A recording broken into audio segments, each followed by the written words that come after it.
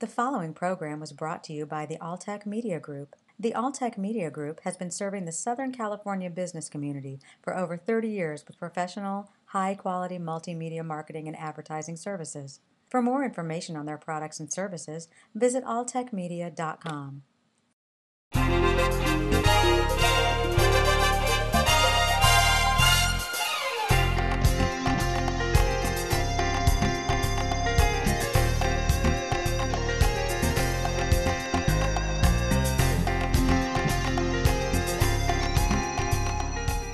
Hello and welcome to this edition of Southern California CEO Magazine. I'm your host, Dwight Cromie. Last month, the Western Riverside Council of Governments, WRCOG, in cooperation with the Western Riverside County Clean Cities Coalition, hosted an electrical vehicle workshop at the Southern California Edison's Service Center located in Wildomar, California. The Southern California Edison's LEED Platinum facility served as an ideal venue for the EV workshop. The workshop was host to over 50 stakeholders from the general public, private industry, and local and federal government agencies. The stakeholders were informed about the startup process and implementation of EVs, including plug-in electrical vehicle readiness, EV charging manufacturing and permitting, as well as possible funding sources for EV infrastructure and vehicle purchases. Among the available vehicles to test drive were the Mitsubishi I, the Ford Transit Connect EV, the Vantage EV 1000, and the Chevy Volt. Also available on display was the newly launched Nissan Leaf. I was able to talk to many of the stakeholders, including Executive Director for WRCOG, Rick Bishop, about the economic impact of the EV program. I'm here with Rick Bishop, the Executive Director of WRCOG. Rick, can you tell me, why is WRCOG involved in this EV event? Well, I think electric vehicles are the next wave of transportation in Southern California for a variety of reasons. One, we certainly are looking for reducing greenhouse gas emissions as a result of California state law. There's certainly a push to become more environmentally friendly and clean to meet air quality emissions reduction requirements, and it seems to be something that is being looked at from younger people that are looking for ways to be able to commute from one location to the next and be more environmentally friendly. One of the main things that we're in business to do is to sort of become a cutting-edge agency and to get local jurisdictions and the private sector and the public in Western Riverside County to grasp this idea. So we see this as a way to advance the region from an environmental perspective, but we also see that there's a lot of economic development that's associated with becoming clean and green. And so this is one way that we can do this by advancing the notion that green vehicles, particularly with electric vehicles, is one way to make the sub-region more environmentally friendly and also more economically competitive. Will you be working with organizations like Nikka, the Electrical Contractors Association, to help promote this program? Yeah, absolutely we will. I think that one of the most important things about a program like this is being able to partner with the private sector. So this is the infiltration of electric vehicles will not happen unless public and private sector are working together along with the utilities that provide the energy supply. Via, can you tell me, why are you involved in this event? Southern California Edison is committed to making sure that we are plug-in electric vehicle ready. The event today is basically a workshop that will demonstrate to our customers, both in the commercial side and in the government sector, about what Edison's efforts are in taking on this endeavor. As you may know, plug-in electric vehicles are the wave of the future today, and we need to get our cities ready for the infrastructure, the electrical infrastructure in their homes, in their cities, in their businesses, to be prepared to handle this additional demand of electricity for plug-in electric vehicles. And so Southern California Edison is proud to sponsor this event, hosted here at our Wildomar Service Center, which is a LEED certified platinum facility. LEED is Leaders in Energy Efficient Design, certified by the U.S. Green Building Council. And we're very proud to host this event here and looking forward to a great day.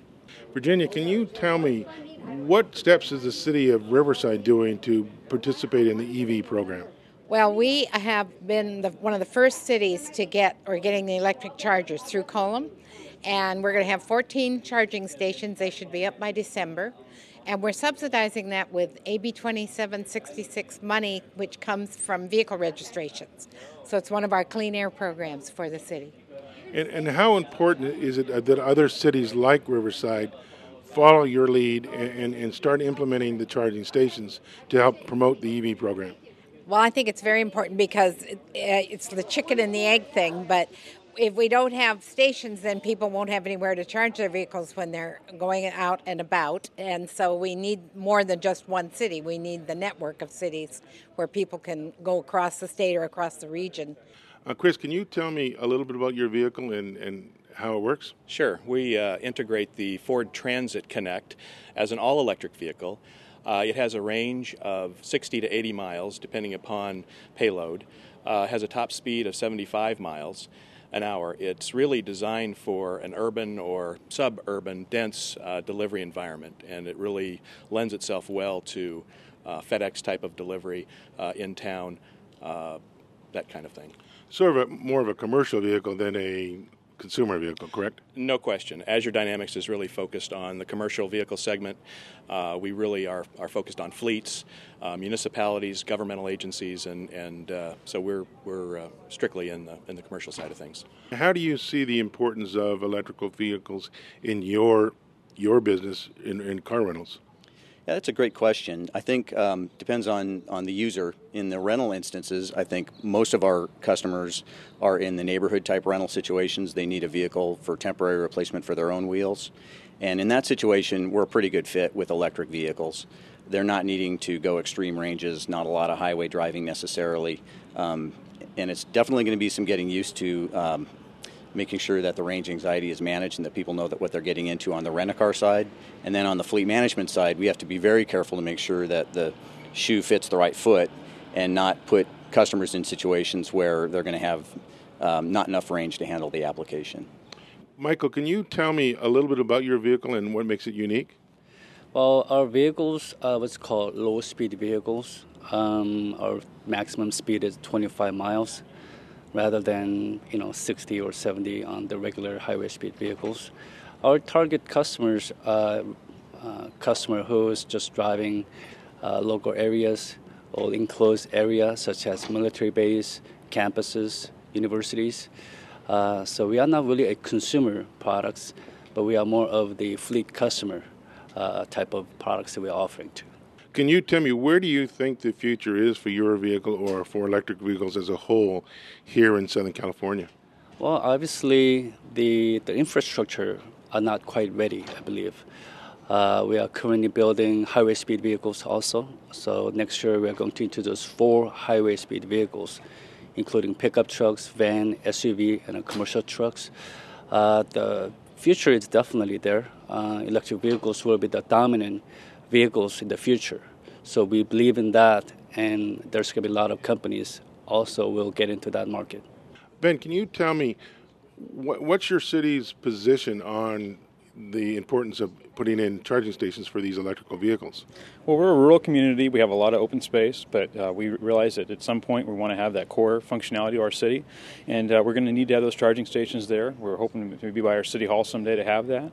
Obviously, electric vehicles is one component of our advancing transportation system, and I'm hoping to see that progresses in a way that we can get off foreign oil, and that way gas prices will actually be going down for everybody out there, hopefully someday. I'm here with Thomas Miller with Mitsubishi. Tom, can you tell me where your company's position is as far as the electrical vehicles? Yeah, we're bringing to the United States all electric Mitsubishi I, which has a range of 62 to 98 miles. It's got a 16 kilowatt battery. It's a 4-passenger, and it's an all electric, so it charges off of 110, 220, and it also has standard a DC fast charge port on the vehicle as well. Price of the vehicle is ranging $29,000 to $33,000. It'll be available at your local Mitsubishi dealer in December here in Southern California. Tom, can you tell me why is Nikka Contractor here at this event? Well, I think it's important that with the new technology of battery-operated cars and charging stations, that this is the wave of the future along with solar. What would you say the main benefit for that company in using a Nikka Contractor to perform that work? I think the main benefits is the experience that Nikka Contractor has. For instance, my company's been in business since 1973, so we got nearly 38 years of experience in dealing in the electrical industry, be it private work, public work, or any other types of municipalities. So even for consumers who are considering purchasing an EV vehicle and putting in a charging station in their home, they really should look to a more experienced contractor like yourself? I think that's definitely, they should look for a certified one that has a license, one that has been in the business for many years. The following program was brought to you by the Alltech Media Group. The Alltech Media Group has been serving the Southern California business community for over 30 years with professional, high-quality multimedia marketing and advertising services. For more information on their products and services, visit alltechmedia.com.